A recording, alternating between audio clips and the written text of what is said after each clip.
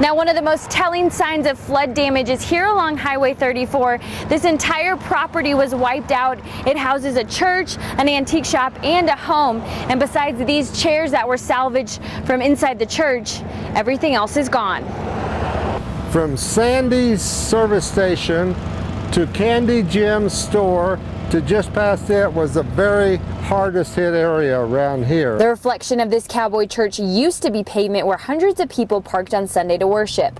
Now the only thing reflected is a muddy view of what used to be. At my age, I've traveled a lot in the world, been in some bad spots and during my lifetime. But when I pulled up and seen this, I could not believe the devastation that has taken place here. A 7-foot wall of water came ripping through George's property late Thursday night, dumping over a trailer, filling his house with water, destroying his antique car collection, and moving a storage bin clear on the other side of the property where it now sits along Highway 34. We're trying to get rid of, we got a big problem, can't get rid of the water right now, can't get it all to drain. Everything, he says, will have to be rebuilt. If it didn't wash it away, it's damaged beyond fixing. They're trying to get water off their property, but that's what everyone else in the area is doing, and George says his area seems to be the catch-all for the unwanted floodwater. I have lots of stuff down here I don't own. It's washed into us. George's property got the biggest beating as he's one of the lowest points along Highway 34.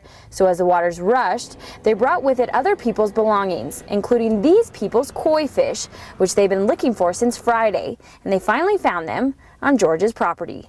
Now another look we got today was inside the Big Thompson Canyon. A National Guard officer brought us up to see just a piece of the devastation, and I also ran into a hiker who showed us quite the view from atop his property.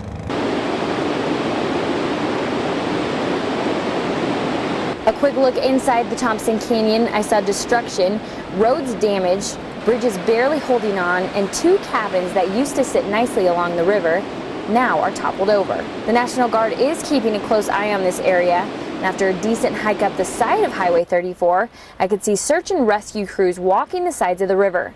A man I met whose property faces out to the canyon says he's never seen anything like this flood, but now he's faced with getting back to normal life. Frustrating trying to get anywhere. A year to 2 years to get some of this stuff fixed. At least some of the roadways.